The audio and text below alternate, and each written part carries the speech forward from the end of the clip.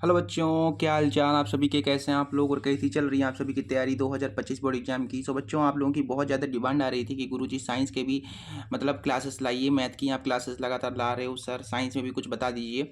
सो बच्चों, ये क्लास आप लोगों के लिए है 2025 बोर्ड एग्जाम के लिए विशेषकर ये डिज़ाइन की गई है। आप किसी भी बोर्ड एग्जाम से हो, यूपी एमपी झारखंड बिहार, किसी भी बोर्ड एग्जाम से हो, मतलब किसी भी बोर्ड से हो, आप आराम से आप इस क्लास से तैयार कर सकते हैं। ठीक है, अगर आपने अभी तक आपने कुछ भी नहीं पढ़ा है अगर साइंस में, तब भी अगर आप ये क्लास देख लेते हो तो आपके 100% 35 नहीं तो 30 नंबर तो 100% आपको मिलेंगे ही मिलेंगे इसी क्लास से।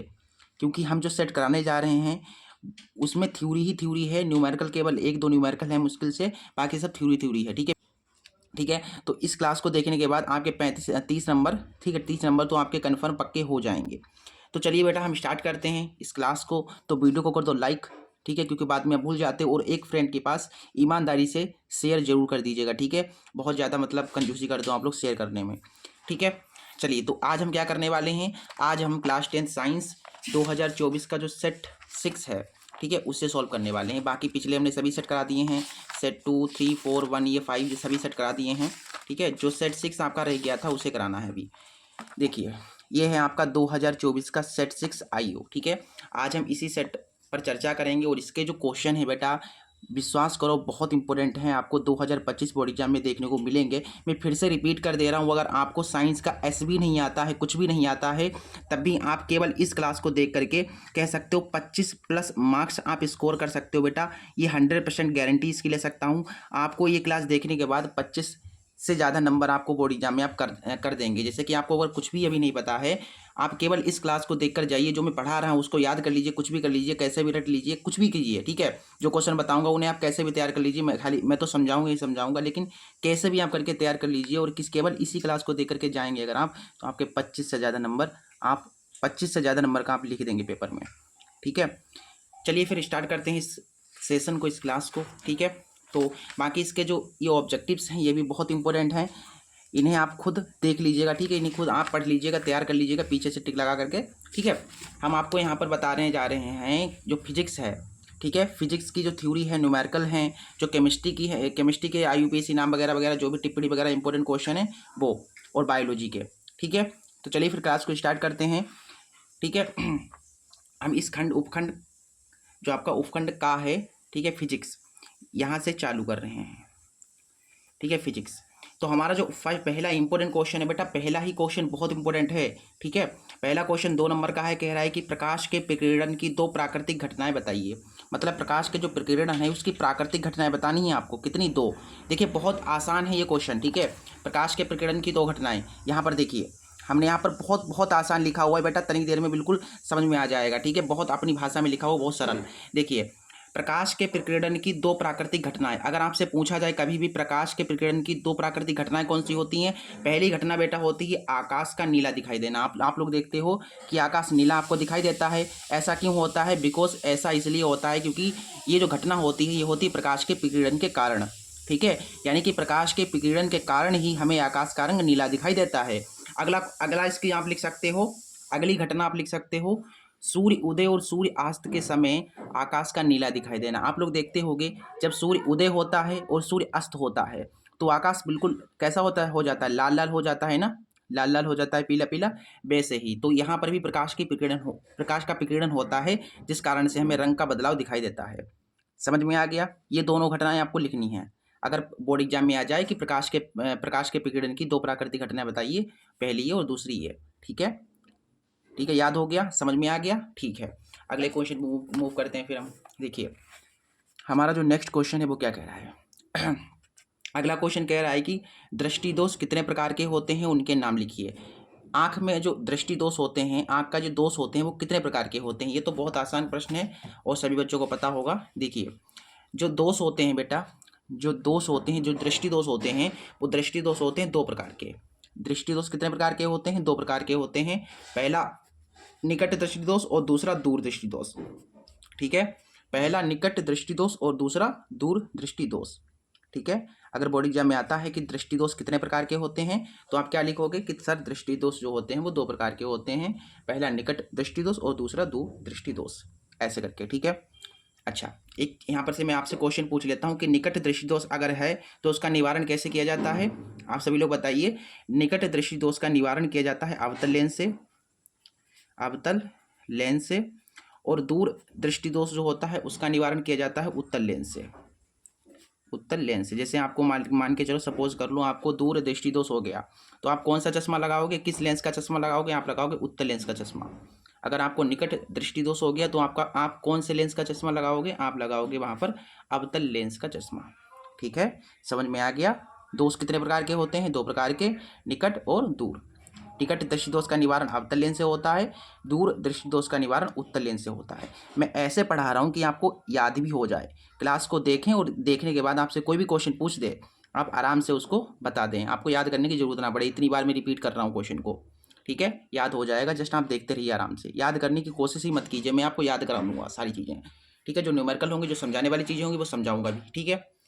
अगला क्वेश्चन देखिए। हमारा नेक्स्ट क्वेश्चन है, कह रहा है कि उत्तल दर्पण एवं उत्तल लेंस के 2 उपयोग लिखिए। 2 उपयोग लिखिए, मतलब उत्तल दर्पण के 2 उपयोग, उत्तल लेंस के 2 उपयोग लिखने हैं।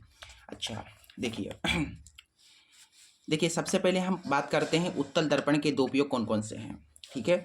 देखिए, सबसे पहला जो है उत्तल दर्पण, उत्तल दर्पण के 2 उपयोग निम्नलिखित हैं। पहला उपयोग कौन सा है?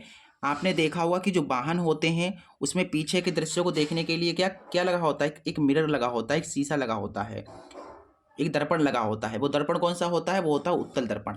आपने देखा होगा, आपके पास बाइक होगी तो बाइक में आपने देखा होगा एक मिरर लगा होता है, एक दर्पण लगा होता है। वो किस लिए लगा होता है? वो पीछे के दृश्यों को देखने के लिए लगा होता है, आपका चेहरा देखने के लिए नहीं लगा होता है कि आप सोचो सर इसके लिए लगा देते होंगे कि अपना चेहरा वगैरह देख लो, ऐसा कुछ नहीं है।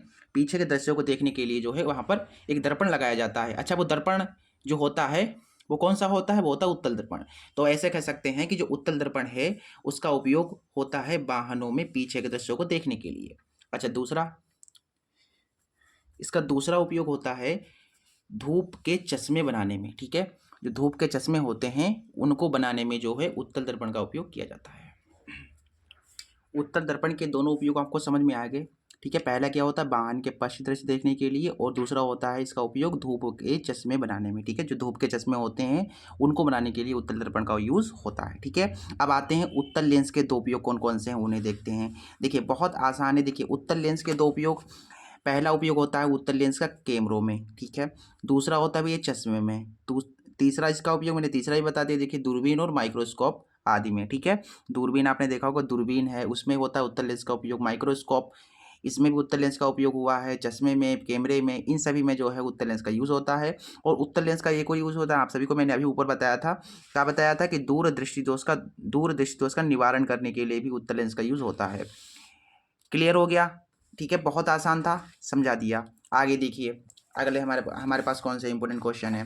देखिए, अगला हमारा नेक्स्ट हमारा इंपॉर्टेंट क्वेश्चन कह रहा है कि अवतल लेंस से किसी वस्तु के प्रतिबिंब बनने का किरण आरेख बनाइए। जैसे कि कोई भी एक आप एक अवतल लेंस ले लीजिए और कहीं पर भी एक वस्तु को रख दीजिए और उससे आप एक प्रतिबिंब जैसे बन रहा हो उसका किरण आरेख बनाना है, ठीक है? उस वस्तु से जो प्रतिबिंब उसका बन रहा है उसका आपको किरण आरेख बनाना है। देखिए, ये क्वेश्चन है तुम्हारा। देखिए, यहाँ पर जो है हमने क्या किया है, ध्यान से देखिएगा, ठीक है? क्या पूछा गया क्वेश्चन में हमसे? क्वेश्चन में पूछा गया है कि अवतल लेंस से प्रतिबिंब का बनना। कोई भी आप एक अवतल लेंस ले लीजिए, जैसे मैंने अभी एक अवतल लेंस लिया है। इसमें आपको कहीं पर भी एक वस्तु को रख देना है और उस वस्तु का प्रतिबिंब कैसे बन रहा है, कहाँ पर बन रहा है, वो आपको इसमें दिखाना है। यही काम करना है। चलिए, तो मैंने क्या किया, मैंने एक वस्तु को रख दिया। कहाँ पर रख दिया बताओ? मैं कहाँ पर रख दूँ किसी वस्तु को? मैं रख देता हूँ यहाँ पर, ठीक है? मैंने क्या किया, यहाँ पर रख दिया एक वस्तु को इस तरीके से, यानी कि 2F1 पर मैंने एक वस्तु को रखा इस तरीके से, ठीक है? ये वस्तु तुम्हारी हो गई AB, ये मैंने वस्तु रख दी। अब इस वस्तु से मैंने ऐसा किया कि मैंने पहले तो इसके समांतर डाल दी रेखा, ऐसे करके, ऐसे। तो समांतर डाली तो आपको पता है ये अवतल लेंस से क्या होगी, इसको कैसे जाना था, इसको सीधे जाना था, लेकिन ये क्या होगा भैया, ये हो जाएगी मुड़, अपने मार्ग से विचलित हो जाएगी, ठीक है? अच्छा, इसके बाद मैं क्या करूँगा, मैंने समांतर डाल ली। अब समांतर के बाद मैं क्या करूँगा, इसी से इसके केंद्र पर डालूंगा, ठीक है? क्या डालूंगा? फोकस। इस तरीके से मैंने एक रेखा गुजारी जो कि इस दर्पण के केंद्र से होकर के जा रही है। वक्रता केंद्र से होकर के जा रही है। अब कहोगे गुरुजी प्रतिबिंब कहाँ पर बना, तो प्रतिबिंब देखिए बेटा ऐसे बना हुआ है। देखिए ये लाइन है आपकी, ठीक है, इसका आप ऐसे डॉट डॉट डॉट देखेंगे ध्यान से, तो कहीं यहाँ पर आपकी प्रतिबिंब कुछ इस तरीके से जो है ये आपकी वस्तु बन जाएगी। ठीक है, ये तुम्हारे पास क्या, देखिए ये वस्तु थी और इसका प्रतिबिंब ये बना, तो ये मान के चलता हूँ बी डैश और ये ए डैश है। ये आपको इस तरीके से किरण रेख बनाना था। बहुत आसान था ना, बहुत आसान था। अवतल लेंस मैंने लिया, फिर मैंने एक वस्तु को रख दिया कहाँ पर रख दिया, 2F के ऊपर यहाँ पर एक वस्तु को रखा, फिर मैंने समांतर डाला तो अपने मार्ग से ये विचलित हो गया, इसे सीधे जाना था लेकिन ये अपने मार्ग से विचलित हो गया, यानी अपने मार्ग से भटक गया। फिर मैंने यहीं से इसके वक्रता केंद्र पर एक रेखा गुजारी, तो आपको पता है वक्रता केंद्र से जैसे इधर गई है इधर ही आ जाएगी रेखा, जिस मार्ग से जाती है उसी मार्ग से आ जाती है। कहाँ से, वक्रता केंद्र से, जब हम किसी रेखा को गुजारते हैं। ठीक है, क्लियर हो गया। नेक्स्ट क्वेश्चन पे मूव करें। ये क्वेश्चन बिल्कुल साफ है, सब क्लियर है, यहाँ पर सब कुछ समझ में आ गया। सभी लोग बता दीजिए फटाफट। ठीक है, तो चलिए आगे बढ़ते हैं फिर हम। हमारा इसके बाद जो नेक्स्ट क्वेश्चन है, ठीक है, हमारा जो नेक्स्ट क्वेश्चन है वो क्या कह रहा है, अगला मोस्ट इम्पोर्टेंट क्वेश्चन है, कह रहा है कि किसी प्रतिरोधक में धारा प्रवाहित करने पर वोल्ट मीटर तथा अमीटर को कैसे जोड़ते हैं। मतलब एक प्रतिरोधक है, प्रतिरोधक में जब आप धारा प्रवाहित करेंगे यानी करंट को जब आप भेजेंगे तो हम वोल्ट मीटर और अमीटर को कैसे जोड़ते हैं। जो वोल्ट मीटर होता है और एक अमीटर होता है उसको हम किस तरीके से जोड़ेंगे। ठीक है, ऐसे ये बताना है। जैसे हमारे पास एक प्रतिरोधक है, हमें उसमें करंट को भेजना है, धारा को प्रवाहित करना है, तो हम वोल्ट मीटर को और अमीटर को कैसे जोड़ें, ये क्वेश्चन है। देखिए यहाँ पर हमने बहुत आसान लिखा हुआ है, बहुत आसान। देखिए हम क्या करेंगे, देखिए पहले तो हम देखेंगे कि वोल्ट मीटर को कैसे जोड़ेंगे। तो वोल्ट मीटर को हम जो है प्रतिरोधक के साथ समांतर क्रम में जोड़ देंगे, और अमीटर को कैसे जोड़ेंगे, अमीटर को प्रतिरोधक के साथ कैसे जोड़ देंगे, श्रेणी क्रम में। यानी कि वोल्ट मीटर जो है उसको समांतर क्रम में जोड़ देंगे, ठीक है, और अमीटर जो होगा उसको एक श्रेणी क्रम में हम यहाँ पर जोड़ देंगे मीटर को। ठीक है, इस तरीके से जो है ये क्वेश्चन करना था। क्वेश्चन समझ में आ गया ना, फिर से एक बार बता दूं। देखिए प्रतिरोधक में मुझे धारा प्रवाहित करनी है, तो हम वोल्ट मीटर को प्रतिरोधक के साथ कैसे जोड़ें और अमीटर को प्रतिरोधक के साथ किस क्रम में जोड़ें, यही हमको बताना था। तो मैंने आपको बता दिया, वोल्ट मीटर को प्रतिरोधक के साथ समांतर क्रम में जोड़ना है और अमीटर को प्रतिरोधक के साथ श्रेणी क्रम में जोड़ना है।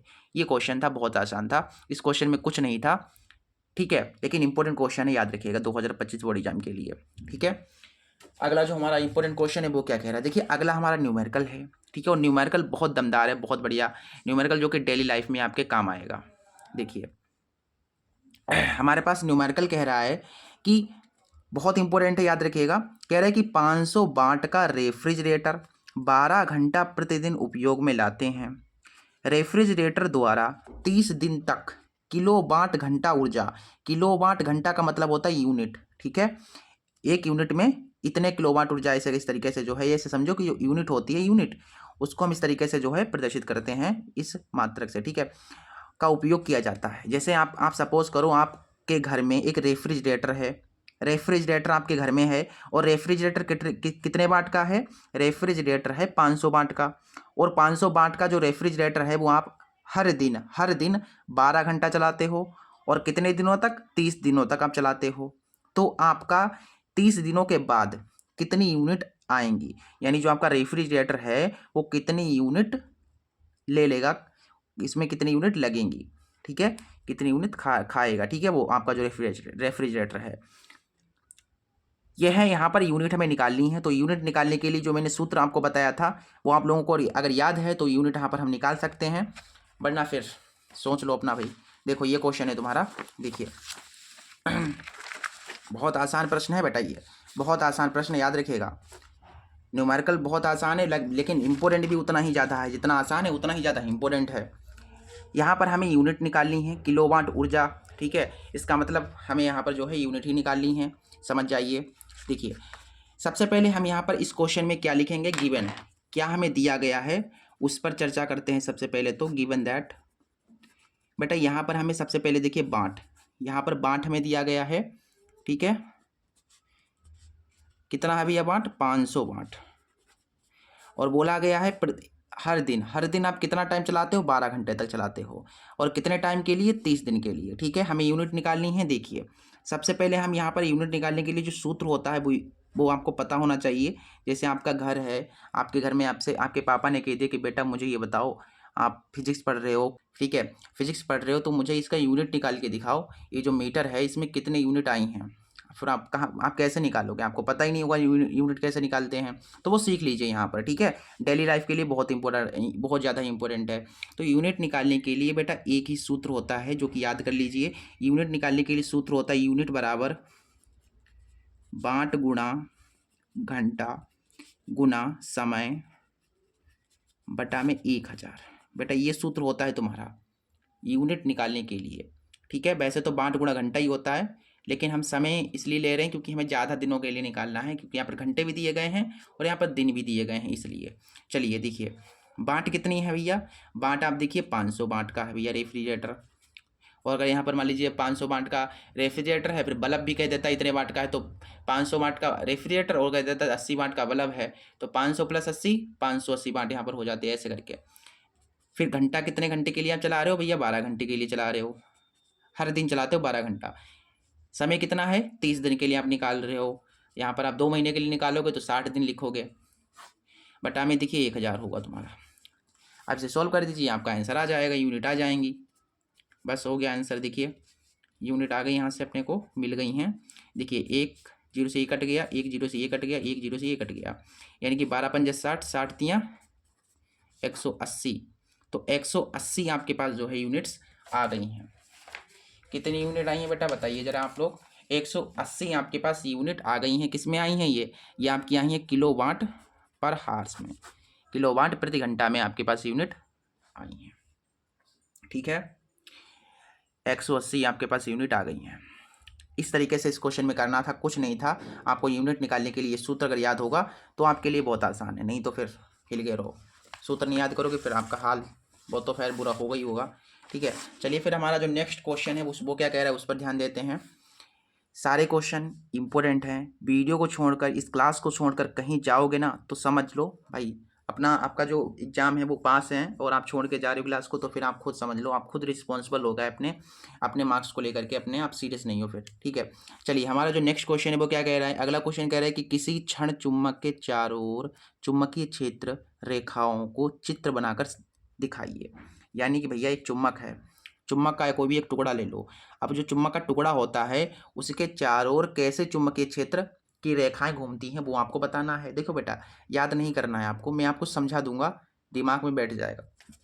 देखो कहाँ पर भी क्वेश्चन कहाँ है भाई, ये है देखो, यहाँ पर मैंने अपने को चित्र बनाना है। अब आपको गुरुजी याद कर लें क्या चित्र को, नहीं याद करना है, इतना तो कर लोगे ना, ये तो बना लोगे ना। ये कोई भी चुम्बक हम जैसे मैंने ऐसे बनाया है टुकड़ा, आप और भी तरीके से बना सकते हो, ठीक है, जैसे आप बनाना चाहो वैसे बना सकते हो। मैंने इस तरीके से जो है एक चुम्बक के टुकड़े को लिया है, ठीक है। तो सपोज कीजिए यहाँ पर आपके पास ये टुकड़ा है, किसका है, चुम्बक का एक टुकड़ा है, ठीक है, यानी कि छड़ चुम्बक है, मान के चलता हूँ छड़ चुम्बक है। ये इसका नॉर्थ साइड है, ये इसका साउथ साइड है, ठीक है, ये इसका नॉर्थ है, उत्तरी है, और ये दक्षिणी है, इस तरीके से है इसका सिरा। फिर इसके बाद देखिए इसमें चुम्बकीय रेखाएं कैसे घूमती हैं वो ध्यान से देखिए। जैसे सपोज कीजिए कि मेरी जो रेखाएं हैं साउथ से जा रही हैं नॉर्थ की तरफ, इस तरीके से जा रही हैं रेखाएं। जब आपके पास साउथ से लेकर के नॉर्थ की तरफ जाएंगी तो ये रेखाएं इस तरीके से जाएंगी, फिर ऐसे जाएंगी, फिर यहाँ पर आकर के मिल जाएंगी, यानी कि इस तरीके से, ठीक है, ऐसे मतलब ऐसे गई, ठीक है, ऐसे ही फिर राउंड लगा के आ जाएंगी। इस तरीके से यहाँ पर देखिए ये ऐसे जा रही हैं, इसका मतलब राउंड लगाते हुए फिर से वापस से यहीं पर आ जाएंगी। समझ में आ गया, ठीक है। आपको गुरुजी अगर साउथ से नॉर्थ की ओर जा रही तो ऊपर की ओर बन रहा है। अगर मान के चलो कि अगर गुरुजी नॉर्थ से लेकर के साउथ की ओर जाएंगी तो फिर क्या होगा गुरुजी, तो यहाँ पर कुछ नहीं करना, ऐसे होगा। फिर ये क्या कर रहा हूँ मैं, रुको, ऐसे, ठीक है, ये रेखा हो गई। अब इसकी मान लीजिए मैं इधर से इसे डाल रहा हूँ तो फिर ऐसे करके जाएगा और फिर यहाँ पर मिल जाएगा, इस तरीके से। समझ में आ गया, इस तरीके से आपको ये जो है डायग्राम बनाना है, चित्र बनाना है, रेखाएं दिखानी है, जैसे आप समझ सके समझ लो, ठीक है। मतलब ऐसे जा रही हैं पूरा राउंड लगाकर, इधर से जा रही हैं तो पूरा एक राउंड लगाकर फिर से वापस आ जाएंगी। दूसरी वाली रेखा ऐसे मैंने दिखा दी, कितनी भी रेखाएं हो सकती हैं, जरूरी नहीं मैंने 2 दिखाई तो आप 2 ही दिखाओ, 3 भी दिखा सकते हो, 4 भी दिखा सकते हो, ठीक है। इट्स डिपेंड ऑन यू, ठीक है, it's totally dependent on you, आप कितना दिखाना चाहते हो, ठीक है। फिर अगले क्वेश्चन पे मूव करते हैं बेटा। हमारे पास जो अगला क्वेश्चन है वो क्या कह रहा है, इसका अगला वाला क्वेश्चन कह रहा है कि धारावाही परिनालिका के कारण चुंबकीय क्षेत्र किन किन कारकों पर निर्भर करता है। यानी कि धारावाही परिनालिका चुंबकीय क्षेत्र किन किन कारकों पर निर्भर करता है। चुंबकीय जो क्षेत्र है, जो चुंबकन क्षेत्र है वो किन किन कारकों पर निर्भर करता है। ये क्वेश्चन है बेटा। इस क्वेश्चन का जो आंसर है वो आपको यहाँ पर देखिए विजिबल ऑन स्क्रीन। यहाँ पर ये जो क्वेश्चन का आंसर है, ठीक है, जो कारण है वो आपको ऊपर नज़र आ रहे होंगे, वहाँ पर आप पढ़ लीजिए, स्क्रीनशॉट ले लीजिए, ठीक है, वहाँ से आप याद कर लीजिएगा, ठीक है। चुंबकन क्षेत्र किन किन कारकों पर निर्भर करता है, स्क्रीन पर दिख रहा होगा, वहाँ पर आप देख लीजिए, क्योंकि बहुत लंबा है, उसको लिखवा नहीं पाएंगे हम, फिर बहुत टाइम चला जाएगा, इसलिए छोड़ो, ठीक है, ठीक है। स्क्रीन पर दिख रहा होगा, आप पढ़ लीजिएगा ध्यान से। अगला क्वेश्चन देखिए क्या है। अगला हमारे पास बहुत बहुत बहुत इंपॉर्टेंट क्वेश्चन है। कह रहा है कि फ्लेमिंग का बाएं हाथ का नियम क्या है। फ्लेमिंग के बाएं हाथ का नियम। तो फ्लेमिंग के बाएं हाथ का नियम, फ्लेमिंग के दाएं हाथ का नियम और स्नेल का नियम, ठीक है, ये 3 नियम आपको बिल्कुल कंठस्थ होने चाहिए, याद होने चाहिए किसी भी कंडीशन पर, बाय एनी कॉस्ट, किसी भी कीमत पर आपको याद होने चाहिए। फ्लेमिंग के बाएं हाथ का नियम, दाएं हाथ का नियम, फ्रेंच का नियम, सारे के सारे नियम हमने समझा रखे हैं, ठीक है। अभी हम आपको फ्लेमिंग के बाएं हाथ का नियम बता दे रहे हैं, और बाकी अगर नियम आपको देखने हैं, सर गुरुजी आगे भी नियम जो बता दीजिए जितने भी फिजिक्स में हैं, तो आप लोग कमेंट कीजिए, मैं आपको उसकी जो है वीडियो की लिंक, जो उस क्लास की लिंक भेज दूंगा, ठीक है। ओके, चलिए। फ्लेमिंग के बाएं हाथ का नियम क्या है, what is the rule of Fleming, ठीक है। राइट हैंड जो रूल है वो क्या है, ठीक है, देखो। तो फ्लेमिंग के बाएं हाथ का नियम क्या है, यहाँ पर मैंने लिख करके रखा हुआ है, थोड़ा आप लोगों को विजिबल हो रहा है क्या, सब कुछ साफ साफ, ठीक है। देखिए इस नियम के अनुसार, बेटा याद नहीं करना, इतना लंबा दिख रहा है, याद मत करना, मैं समझा दूंगा, टेंशन ना लो, ठीक है। क्या है भैया, इस नियम के अनुसार यदि हम अपने बाएं हाथ का अंगूठा, उसके पास वाली अंगुली और बीच वाली अंगुली को इस प्रकार फैलाएं कि तीनों परस्पर लंबवत हों, मतलब बायां हाथ कौन सा भैया, ये वाला बायां हाथ है, तो इसको कैसे फैलाना है, इसको इस तरीके से फैलाना है कि अंगूठा, इसके पास वाली अंगुली ये, और इसके ये बीच वाली अंगुली ये, तीनों कैसी हो, लंबवत हों। तो मैं ऐसे फैलाऊंगा ना, देखो ऐसे दिख रहा है नहीं आपको, छोटा कर लूँ क्या, रुक जाओ 2 मिनट रुको, ऐसे, हाँ ठीक है, ओके। देखो मैं ऐसे फैलाऊंगा बेटा, ठीक है, ऐसे फैलाऊंगा, तो देखिए ये एक दूसरे के ऊपर बिल्कुल खड़ी हुई हैं, तीनों की तीनों उंगली, कौन कौन सी उंगली, अंगूठा, अंगूठे के पास वाली उंगली और बीच वाली उंगली, इसे हम क्या कहते हैं, अंगूठा, इसे क्या कहते हैं बताओ, तर्जनी कहते हैं ना इसे, बीच वाली मध्यमा उंगली कहते हैं, इसे अनामिका कहते हैं, ये जो अनामिका कहते हैं। चलो यहाँ पर तुम उसको छोड़ो, ये अंगूठा है, इसके पास वाली उंगली और बीच वाली उंगली को ऐसे फैलाना है कि तीनों की तीनों लंबवत हों। यहाँ तक क्लियर हो गया। आगे देखिए, जब आप ऐसे फैलाएंगे बेटा, जब आप ऐसे फैलाएंगे तो ये जो वाली जो उंगली है, अंगूठे के पास वाली ये जो उंगली है, ये क्या प्रदर्शित करेगी, तो ये बेटा प्रदर्शित करेगी आपके चुंबकीय क्षेत्र की दिशा को। ये किसको प्रदर्शित करेगी, चुंबकीय क्षेत्र की दिशा को। और ये किसको प्रदर्शित करेगी, ये धारा की दिशा को प्रदर्शित करेगी। अच्छा, तो फिर ये क्या प्रदर्शित करेगा, तो ये अंगूठा जो है ये चालक पर लगने वाला बल को प्रदर्शित करेगा। एक बार फिर से मैं रिपीट कर दे रहा हूं, जब आप अपने बाएं हाथ के अंगूठे को उसके पास वाली उंगली और उसके बीच वाली उंगली को इस प्रकार फैलाएंगे, ऐसे फैलाएंगे, ऐसे फैलाएंगे, तो अंगूठे के पास वाली उंगली चुंबकीय क्षेत्र की दिशा बी को तथा बीच वाली उंगली धारा की दिशा को प्रदर्शित करे, तब अंगूठा चालक पर लगने वाले बल को प्रदर्शित करेगा। यही मैंने लिखा हुआ देख लीजिए। ऐसे लंबवत आप जब फैलाएंगे तो अंगूठे के पास वाली उंगली देखिए चुंबकीय क्षेत्र की दिशा को, और अंगूठे देखिए जो है अंगूठे क्या मैं हाँ, यदि अंगूठे के पास वाली अंगुली जो होगी वो चुंबकीय क्षेत्र की दिशा को तथा बीच वाली अंगुली विद्युत धारा की दिशा को प्रदर्शित करे, तो अंगूठा जो होगा वो चालक पर लगने वाले बल को प्रदर्शित करेगा। समझ में आ गया, ठीक है, समझ में आ गया।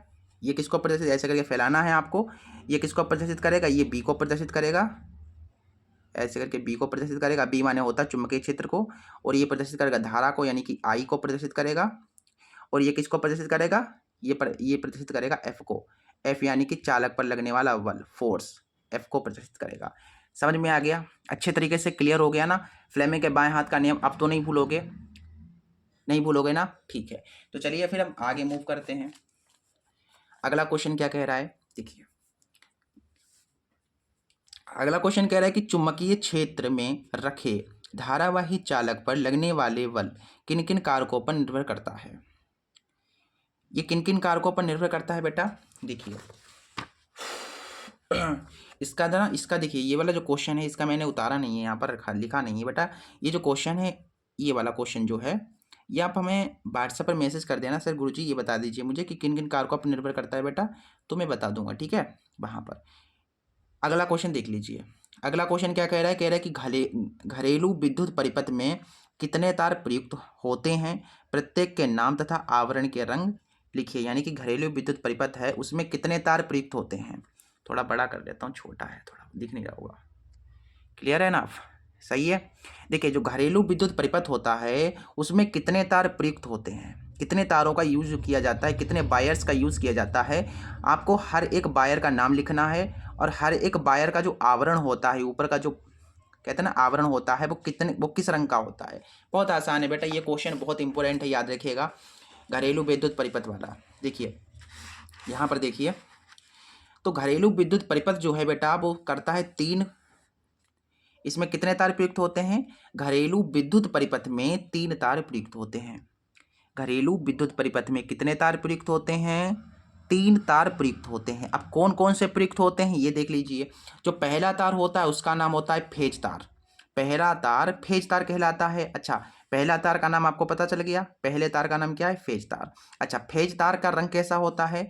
जिसका रंग लाल होता है, नीला या पीला होता है। मतलब जो फेज तार होगा वो लाल भी हो सकता है, नीला भी हो सकता है और पीला भी हो सकता है, ठीक है। जो फेज तार होगा उसका रंग कैसा हो सकता है? लाल, नीला या पीला। तो पहला वाला जो तार है वो समझ में आ गया। अगला तार कौन सा है बेटा? 3 तार होते हैं, तो अगला तार देखिए, दूसरा तार जो कौन सा है?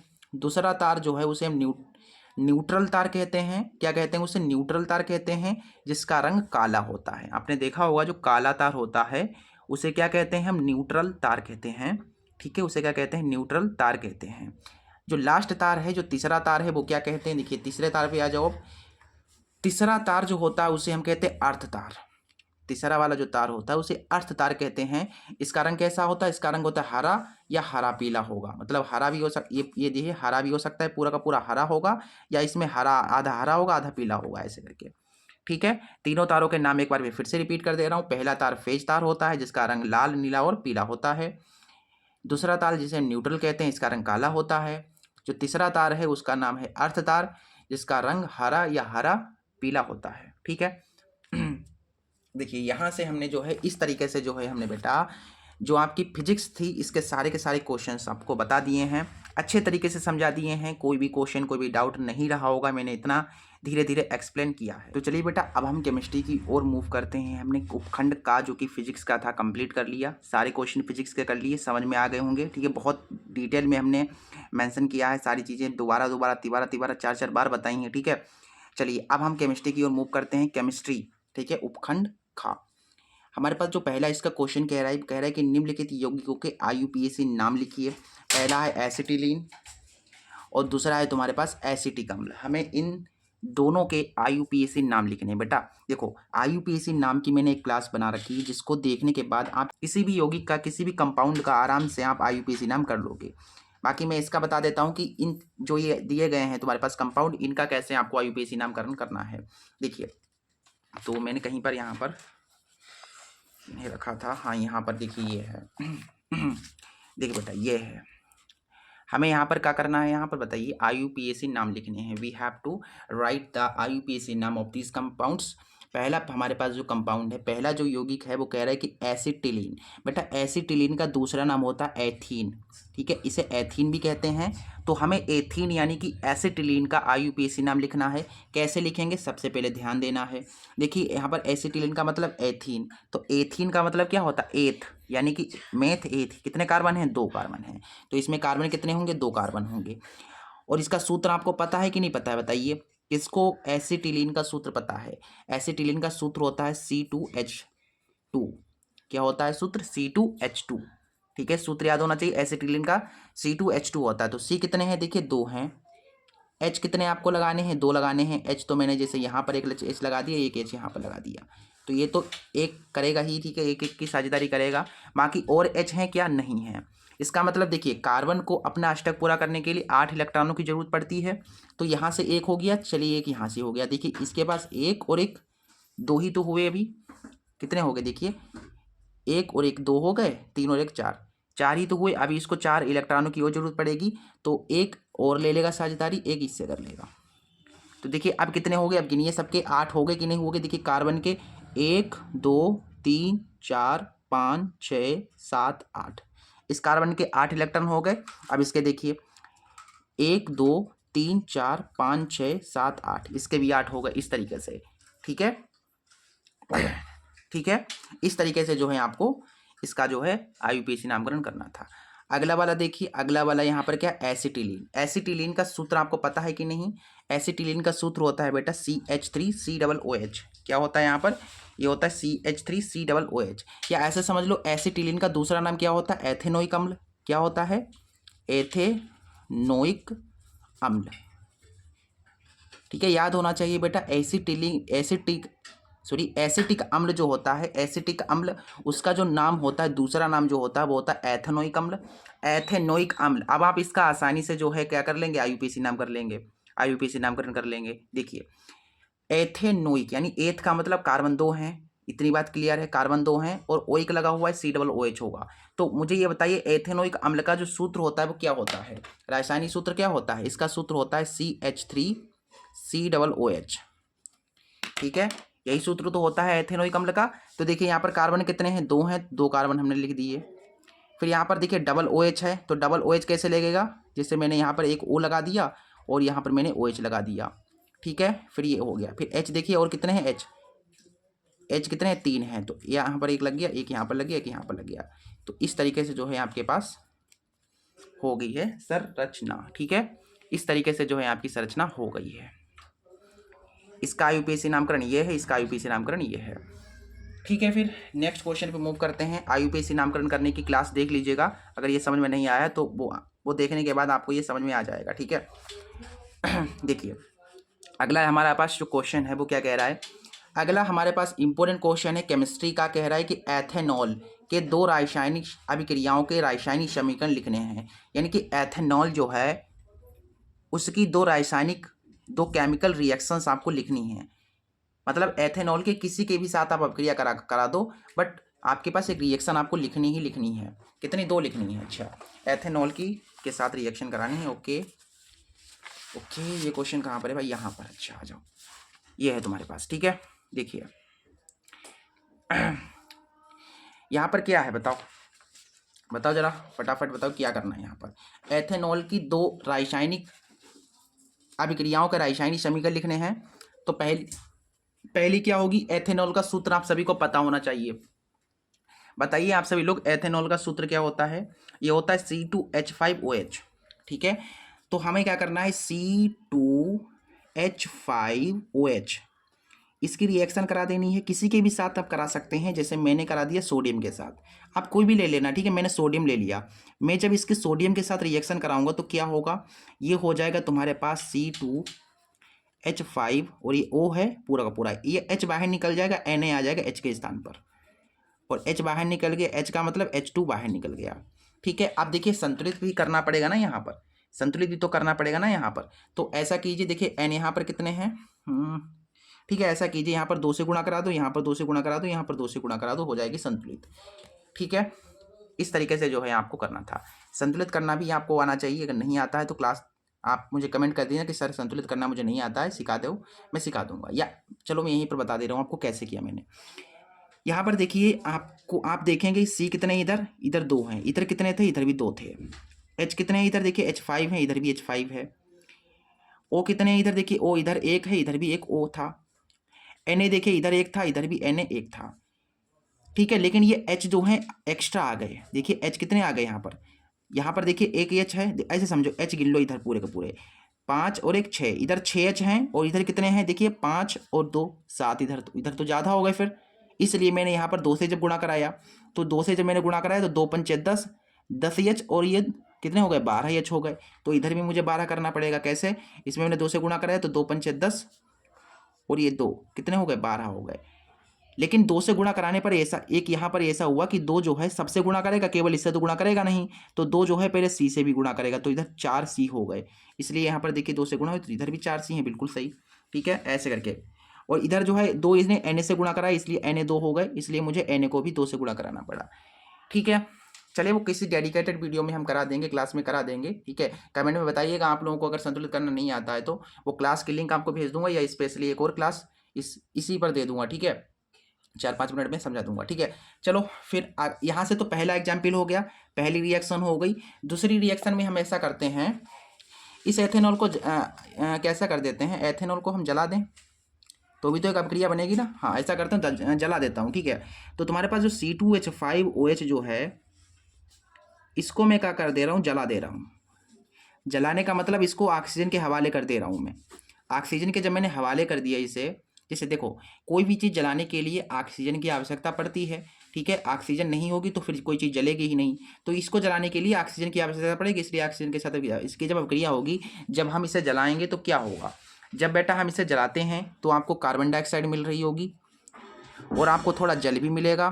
ठीक है, पानी भी थोड़ा थोड़ा बनेगा, और प्लस ऊष्मा तो बिल्कुल मतलब उत्पन्न होगी ही होगी। ऊष्मा उत्पन्न होगी कि नहीं होगी भाई, किसी चीज़ को जब जलाओगे तो ऊष्मा तो उत्पन्न होगी ही होगी। ऊष्मा का मतलब गर्मी, हीटिंग आएगी। अब देखिए संतुलित करने की बारी आई है, तो संतुलित कर दीजिए। संतुलित करने के लिए यहाँ पर मैं 3 से गुणा करा दे रहा हूँ, यहाँ से 2 मैंने करा दिया। ठीक है, और मैं क्या कर सकता हूँ, ओके, सो 3H5 इधर 3 से करा दो। हाँ, संतुलित होगा इस तरीके से। ठीक है, तो ये तुम्हारी 2 हो गई समीकरण है। ठीक है, अच्छा यहाँ पर मैंने जलाया इसे, यहाँ पर कुछ ना कुछ मैंने जलाया इसको, तो ये हो गई तुम्हारे पास दहन अभिक्रिया। इसे हम एक दहन अभिक्रिया कह सकते हैं, क्योंकि दहन अभिक्रिया किसे कहते हैं, जहाँ पर जब कोई चीज़ जलाई जाती है, ठीक है, तो उसे हम उस अभिक्रिया को कहते हैं दहन अभिक्रिया। जिस अभिक्रिया में कोई चीज़ जलाई गई हो, या कह सकते हो जिस अभिक्रिया, ठीक है, जिस अभिक्रिया में ऑक्सीजन के साथ कोई रिएक्शन होती है किसी किसी की कंपाउंड की, तो उसे दहन अभिक्रिया कहते हैं। अगला क्वेश्चन देखिए बेटा, अगला क्वेश्चन क्या कह रहा है, अरे वाह, अगला क्वेश्चन दहन अभिक्रिया पर भी आ गया। अभी मैंने दहन अभिक्रिया बताई, वहीं पर आ गया। देखिए अगला क्वेश्चन कह रहा है कि दहन अभिक्रिया को समझाइए तथा इसके 2 उदाहरणों का रासायनिक समीकरण दीजिए। भैया दहन अभिक्रिया भी मैंने आपको बताया किसे कहते हैं, जिस अभिक्रिया में रिएक्शन यानी अभिक्रिया के फलस्वरूप ऊष्मा उत्पन्न होती है उसे दहन अभिक्रिया कहते हैं। भाई जैसे अभिक्रिया हुई और वहाँ पर आग जैसी लगी, हीटिंग हुई, गर्माहट आई, तो इसका मतलब वहाँ पर कुछ ना कुछ जला होगा, यानी उसे दहन अभिक्रिया कहते हैं। ठीक है, और उसके उदाहरण भी हमको देने हैं, चलिए देखते हैं इसे कैसे करना है। ओके, सो मैंने यहाँ पर देखिए क्या लिखा है दहन अभिक्रिया मैंने कैसे समझाई है भैया, जब कोई पदार्थ ऑक्सीजन के साथ अभिक्रिया करता है तो ऊष्मा उत्पन्न करती है या ऊष्मा उत्पन्न होती है, तो इसे हम दहन अभिक्रिया कहते हैं। ठीक है, स्क्रीनशॉट लेना चाहो तो ले लो। ये जब कोई पदार्थ ऑक्सीजन के साथ अभिक्रिया करेगा तो ऊष्मा उत्पन्न होगी, तो उसे हम दहन अभिक्रिया कह देंगे। बाकी इसके मुझे 2 उदाहरण देने हैं दहन अभिक्रिया के। तो दहन अभिक्रिया के लिए आप कोई भी चीज़ ले लो, उन्हें जला दो। जैसे मैंने यहाँ पर ये जलाया था, एथेनॉल को जलाया था, तो ये भी यहाँ पर लिख सकते हो, क्योंकि ये भी तो दहन अभिक्रिया है, तो इसको भी यहाँ पर लिख सकते हो। चलिए मैंने देखो मैं कैसे लिखता हूँ। यहाँ पर मैं क्या कर दे रहा हूँ, ऐसा करता हूँ, छोटे छोटे आपको एग्जाम्पल दे दूँ कि बड़े बड़े दे दूँ, बताओ। छोटे छोटे चलो दे रहा हूँ। ऐसा करता हूँ, मैं कार्बन लूँगा और कार्बन की जो अभिक्रिया है वो ऑक्सीजन के साथ करा दूंगा, यानी कार्बन को मैं जला रहा हूँ यहाँ पर, तो C+O2 क्या हो जाएगा, CO2। तो ये हो गई तुम्हारे पास। प्लस इसमें आपको पता है जलाने के बाद ऊष्मा तो उत्पन्न होगी ही होगी, और ऊष्मा उत्पन्न होने के साथ साथ क्या होगा, थोड़ा बहुत प्रकाश भी उत्पन्न होगा। भाई थोड़ा बहुत जैसे कोई चीज़ जलती हो तो प्रकाश नहीं होता है। हाँ, तो पहला एग्जाम्पल ये हो गया। दूसरा एग्जाम्पल देख लो, एग्जाम्पल नंबर दूसरे एग्जाम्पल के लिए मैं क्या करता हूँ, बताओ, यही ऊपर वाला ले लूँ क्या, यही वाला, यही लिख दीजिए। C2H5OH मैंने लिया, इसी को मैंने क्या कर दिया, जला दिया, तो हमें CO2 + H2O + ऊष्मा उत्पन्न हो गई। ठीक है, इसे संतुलित करने के लिए मैंने 3 दे दिया, यहाँ पर 2 दे दिया, यहाँ पर मैंने 3 दे दिए। इस तरीके से जो है आपको इस क्वेश्चन को करना था। कभी भी दहन अभिक्रिया के लिए आए तो आपको ऐसे करके इनकी परिभाषा देनी है, और 2 उदाहरण मैंने आपको बता दिए। किसी भी चीज़ को जला दो, जो रिएक्शन उत्पन्न हो, जो रिएक्शन बने, उसे दहन अभिक्रिया कहेंगे। या ऐसा समझ जाओ, जिस अभिक्रिया में ऊष्मा उत्पन्न होती है उसे दहन अभिक्रिया कहते हैं। कैसे भी समझना चाहूँ आप समझ सकते हो। ठीक है, मैंने कहीं आपको परिभाषाएँ दे दी अपनी भाषा में, अपनी लैंग्वेज में। अगला हमारा पास जो क्वेश्चन है वो कह रहा है कि सक्रियता श्रेणी को समझाइए तथा इसका एक उपयोग लिखिए। अच्छा, सक्रियता श्रेणी किसे कहते हैं, सक्रियता श्रेणी बहुत इंपॉर्टेंट है बेटा। ठीक है, 2025 बोर्ड एग्जाम के लिए बहुत इंपॉर्टेंट है। आपसे पूछेगा कि सक्रियता श्रेणी किसे कहते हैं, तो देखिए बेटा, सक्रियता श्रेणी किसे कहते हैं, धातुओं को उनके अभिक्रियाशीलता के घटते हुए क्रम में रखने पर जो श्रेणी बनती है उसे सक्रियता श्रेणी कहते हैं। यानी कि धातुएं हैं, जो मेटल्स हैं, उन मेटल्स को उनकी जो अभिक्रियाशीलता है उसके घटते हुए क्रम में रखना। जैसे सबसे बड़ी जो धातु थी, जैसे कोई धातु थी, उसकी अभिक्रियाशीलता ज़्यादा थी तो उसको पहले रखेंगे, फिर उससे कम वाली अभिक्रियाशीलता को रखेंगे, फिर उससे कम अभिक्रियाशीलता वाली धातु को रखेंगे, फिर उससे कम अभिक्रियाशीलता वाली धातु को रखेंगे, ऐसे करके। तो ऐसी एक श्रेणी बन जाती है, तो उसे ही हम सक्रियता श्रेणी कह देते हैं भाई। ठीक है, उसे ही हम क्या कह देते हैं? सक्रियता श्रेणी कहते हैं। ठीक है, समझ में आ गया? धातुओं की उनकी अभिक्रियाशीलता के घटते हुए क्रम में रखने पर जो श्रेणी प्राप्त होती है उसे हम सक्रियता श्रेणी कहते हैं। इसके बाद आपको इसका एक उपयोग भी लिखना था बेटा, तो इसका उपयोग क्या होगा? देखो जो सक्रियता श्रेणी होती है उसका एक उपयोग होता है, यह है धातुओं के अयस्कों से निष्कर्षण के बारे में जानकारी मिलती है। यानी कि धातुओं के अयस्कों से निष्कर्षण के बारे में हमें जानकारी मिलती है। ठीक है, मतलब अयस्कों का निष्कर्षण कैसे हुआ है तो उसके बारे में जानकारी हमें मिलती है। किससे मिलती है? सक्रियता श्रेणी। तो इसका एक उपयोग आप लिख सकते हैं। इसके बाद देखिए इसके नेक्स्ट क्वेश्चन कौन सा है, अगला जो हमारा इंपॉर्टेंट क्वेश्चन है वो क्या कह रहा है। देखिए अगला क्वेश्चन कह रहा है कि अम्ल और क्षार से आप क्या समझते हैं? दैनिक जीवन में पीएच के दो उपयोग लिखिए। बहुत बहुत इंपॉर्टेंट क्वेश्चन है, मोस्ट इंपॉर्टेंट क्वेश्चन है, याद रखिएगा बेटा। ठीक है, ये क्वेश्चन बहुत ज़्यादा इंपॉर्टेंट है। अम्ल और क्षार किसे कहते हैं और दैनिक जीवन में पीएच का क्या महत्व है, ऐसे करके देखिए। सबसे पहले देखिए अम्ल और क्षार हम किसे कहते हैं? अम्ल और क्षार किसे कहते हैं? मोस्ट इंपॉर्टेंट क्वेश्चन है, याद रखिएगा, बहुत ज़्यादा इंपॉर्टेंट क्वेश्चन है। अम्ल जो होता है बेटा वो हाइड्रोजन आयन देता है, जबकि क्षार हाइड्रोजन आयन लेते हैं। ठीक है, इतनी चीज़ याद रखेंगे आप। अम्ल जो है वो हाइड्रोजन आयन देता है और क्षार जो है वो हाइड्रोजन आयन लेता है। ठीक है, और एक और चीज़ आप लिख सकते हैं, अम्ल जो होते हैं वो स्वाद में खट्टे होते हैं और क्षार स्वाद में कड़वे होते हैं। ठीक है, इतनी चीज़ आप लिख देंगे, बस हो गया, बहुत इतना इनफ है। ठीक है, आगे हमें बताना था पीएच का दैनिक जीवन में क्या यूजेस हैं, दो उपयोग बताने थे। ठीक है, दो महत्व बताने थे कि पीएच का हमारे दैनिक जीवन में क्या महत्व है, क्या उपयोग है। देखिए दो उपयोग पूछे गए थे, मैंने दो उपयोग यहाँ पर लिखे हैं। पहला उपयोग होता है पीएच का हमारे डेली लाइफ में, क्या है भाई? कि दांतों की सड़न। ठीक है, इसका मतलब समझ रहे हो कि मुंह में पीएच कम होने पर दांतों का इनेमल खराब हो जाता है।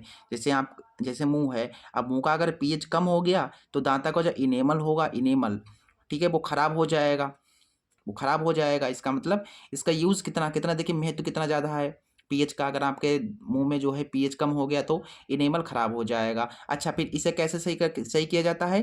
टूथपेस्ट में क्षारीय तत्व होते हैं जो मुंह के पीएच संतुलित रखते हैं। यानी आप जब टूथब्रश करते हैं, टूथपेस्ट करते हैं, तो उसमें क्षारीय तत्व होते हैं। ठीक है, उसमें क्षारीय तत्व होते हैं जो कि आपके मुंह का जो पीएच है उसे बैलेंस करके रखते हैं। ठीक है, तो इसका एक उपयोग ये हो जाएगा। अगला हमारे डेली लाइफ में इसका यूज़ क्या है? अगला है शरीर का पीएच। मुंह का पीएच हो गया। अब देखिए शरीर का जो पीएच होता है, मानव शरीर का जो पीएच है वो 7.0 से 7.8 के बीच होना चाहिए। मतलब 7 भी हो सकता है, 7 से ज़्यादा हो, 7.8 भी हो सकता है, 7.8 से कम। यानी 7 से लेकर के 7.8 के बीच में मानव शरीर का जो है पीएच मान होना चाहिए। अगर इससे ज़्यादा या इससे कम हो गया तो ये शरीर के लिए लाभदायक नहीं होगा, शरीर के लिए मतलब सही नहीं होगा। ठीक है, अगला हमारे पास क्वेश्चन है। ठीक है, ये समझ में आ गया। ठीक है, अगले क्वेश्चन मूव करते हैं। हमारा जो नेक्स्ट क्वेश्चन कह रहा है, अगला क्वेश्चन कह रहा है कि व्यंजक चूर्ण प्राप्त करने की विधि का रासायनिक समीकरण तथा दो उपयोग लिखिए। यानी कि व्यंजक चूर्ण आप कैसे प्राप्त कर सकते हैं या व्यंजक चूर्ण कैसे बनता है, उससे बनने की विधि आपको बतानी है और व्यंजक चूर्ण के दो उपयोग लिखने हैं। देखिए बहुत बढ़िया क्वेश्चन है। ठीक है, व्यंजक चूर्ण, ओके। सो देखिए यहाँ पर ये क्वेश्चन है तुम्हारे पास। सबसे पहले देखिए हम कैसे व्यंजक चूर्ण प्राप्त करेंगे, उसकी हमें केवल समीकरण लिखनी है।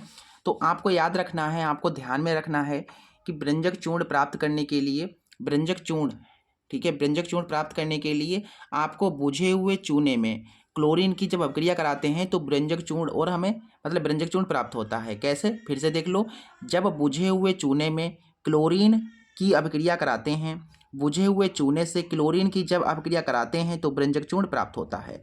इसके रासायनिक समीकरण के देखिए, CaOH2 ले लिया, CaOH का होल ट्वाइस, यानी कि व्यंजक चूर्ण है, सॉरी बुझा हुआ चूना है, ये बुझा हुआ चूना है। इस बुझे हुए चूने की जब हमने देखिए क्लोरीन से अभिक्रिया कराई, अब क्लोरीन से अभिक्रिया कराई, देखिए हमें CaOCl2 यानी कि व्यंजक चूर्ण मिल गया। प्लस जल बन, थोड़ा जल जो है पानी वगैरह थोड़ा जल निकला। ठीक है, ये हो गया तुम्हारे पास रासायनिक समीकरण। ठीक है, ये आपकी केमिकल रिएक्शन हो जाएगी, केमिकल इक्वेशन बन जाएगी। ठीक है, समझ में आ गया? समझ में आ गया कि नहीं समझ में आ गया बताओ। जब बुझे हुए चूने की अभिक्रिया क्लोरीन से कराते हैं तो बृंजक चूर्ण प्राप्त होता है। अच्छा, फिर इसके बाद हमें उपयोग भी लिखने थे, इसके 2 उपयोग। तो पहला इसका उपयोग ये है जल को शुद्ध करने में। ठीक है, जल को शुद्ध करने में पहला उपयोग होता है इसका, जल को शुद्ध करने में।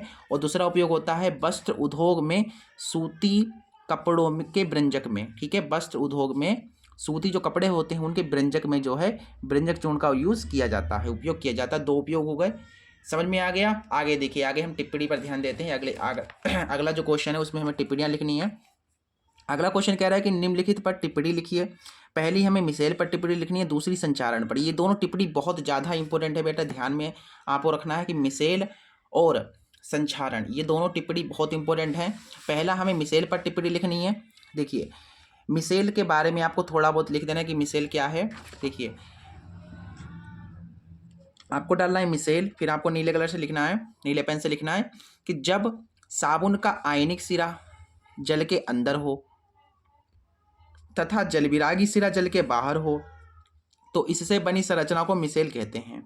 कितना आसान है, देखिए बहुत आसान है। समझ में आ गया कि जब साबुन का आयनिक सिरा जल के अंदर हो और जल विरागी सिरा जल के बाहर हो तो इससे जो संरचना बनती है उसे मिसेल कहते हैं। ठीक है, आगे देखिए, अगली टिप्पणी हमारी थी संचारण के ऊपर। ठीक है, अगली टिप्पणी कौन सी थी भाई? संचारण के ऊपर। तो देखिए, संचारण किसे कहते हैं? जब कोई धातु अपने आसपास नमी के संपर्क में आ जाती है तो धातु का क्षरण होने लगता है, तो इसे संचारण कहते हैं। जैसे लोहा है, अब लोहा अगर नमी के संपर्क में रहेगा तो उस पर जंग लगने लगेगी धीरे धीरे, और जंग क्या करेगी? लोहे को धीरे धीरे गलाने लगेगी, उसका क्षरण होने लगेगा उस धातु का। तो यहाँ पर क्या हो गया? यहाँ पर संचारण प्रक्रिया हो गई, तो इसे ही संचारण कहते हैं। जैसे मैंने लिख दिया उदाहरण के लिए, लोहे पर जंग लगना। अब लोहे पर जंग लगना देख सकते हैं आप, इसका लोहा क्या है? एक धातु है जिसके ऊपर जंग लगी है। अब जंग क्या करेगी? धीरे धीरे उसका क्षरण करेगी। ठीक है, तो धीरे धीरे लोहा बिल्कुल समाप्त हो जाएगा एक दिन। तो ऐसे करके आपको संचारण को समझाना है, लिखना है। ठीक है, ठीक है, समझ में आ गया। आगे देखिए, आगे हमारा जो है अगला खंड स्टार्ट हो जाता है बायोलॉजी का। बायोलॉजी का खंड स्टार्ट हो जाता है। इसके जो क्वेश्चन हैं ये कुछ इस तरीके से क्वेश्चन हैं, और इनकी PDF आपको अगर चाहिए, ठीक है, तो आप जो है व्हाट्सएप ग्रुप में ज्वाइन हो जाइए। ठीक है, डिस्क्रिप्शन में आपको लिंक मिल जाएगी, वहाँ से आप व्हाट्सएप ग्रुप को ज्वाइन कर लीजिए, जो ग्रुप है उसको ज्वाइन कर लीजिए। इसकी PDF आपको हम प्रोवाइड करा देंगे। ठीक है, सो आगे कुछ नहीं है, बायोलॉजी की PDF आपको मिल जाएगी डिस्क्रिप्शन में। ठीक है, और बस ठीक है, चैनल को बेटा सब्सक्राइब कर देना, अगर अभी तक नहीं किया है तो चैनल को सब्सक्राइब कर देना, और एक फ्रेंड के पास आपको शेयर जरूर करना है बेटा। ठीक है, इस क्लास को शेयर जरूर कर देना बेटा, अगर आपने कुछ इस क्लास से सीखा हो। ठीक है, तो शेयर जरूर कर देना अपने एक फ्रेंड को आपको शेयर करना ही करना है किसी भी कंडीशन पर। ठीक है, चलिए फिर बस इस क्लास में इतना ही, मिलते हैं अगली क्लास में, तब तक के लिए नमस्ते।